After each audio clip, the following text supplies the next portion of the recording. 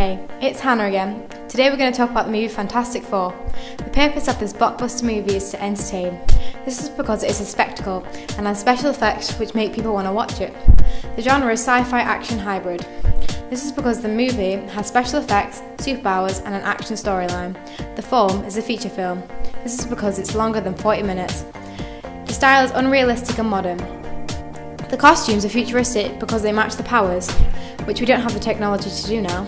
They have makeup that makes the Thing look like a rock. The costumes match the powers of the superheroes. The narrative is a group of astronauts go out to discover more of space. Then they're exposed to cosmic radiation. It gives them powers. One of the astronauts turns evil from the radiation and wants all the powers. So the plot is that they are at war with him. Claus Levi-Strauss talked about binary opposition. Fantastic Four has binary opposition because it is a fight between good and bad. Also, the movie fits into Todorov's theory, because everything is fine, then there is conflict, finally there is calm, because the villain is beaten.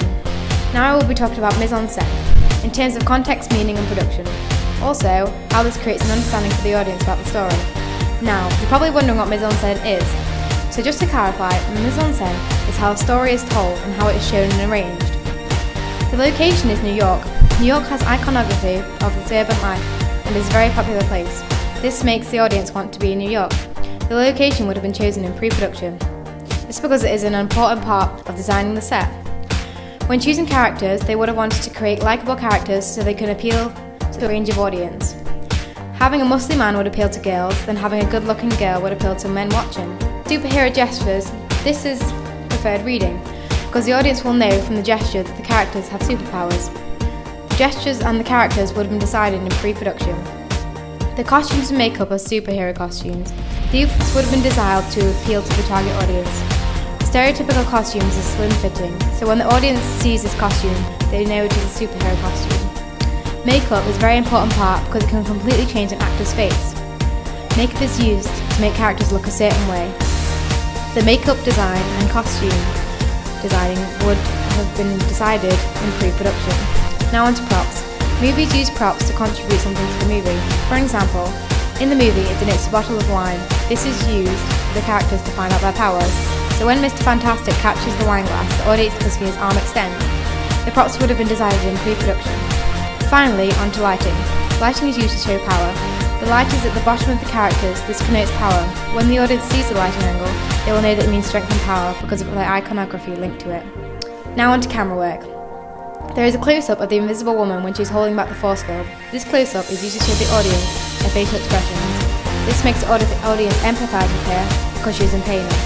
Also, the fact that there is a close-up when she is using the force field, this is important because it shows the audience it's hard for her to control it, and it adds to the narrative.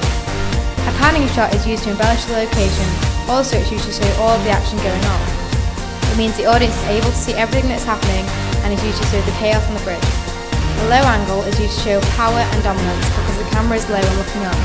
From the audience perspective, the character looks powerful. It is used when the Thing comes out to help people on the bridge.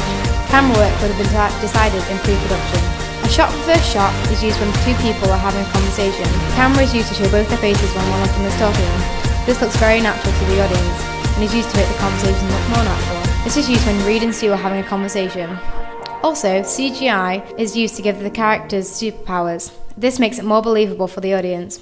Editing techniques would have been decided in pre-production. Now on to sound. At the beginning, when the spaceship is revealed, there is a non-diegetic sound. This is dramatic music, which makes the reveal of the spaceship more dramatic. Also, the music is used to introduce the spaceship. When the Thing is pulling back the fire truck, diegetic Foley sound is used. This makes the movie more verisimilitude and adds to the narrative because by hearing the sound, the audience can tell what is happening. At the end, the Thing flips over a car. There is diegetic sound from the screaming. This is used to show the audience that the situation is scary. Because of preferred reading, the audience will know it is scary. Also, screaming adds to the narrative because the scream was because of action. Sounds like this would have been decided in pre-production stages. That's all, folks.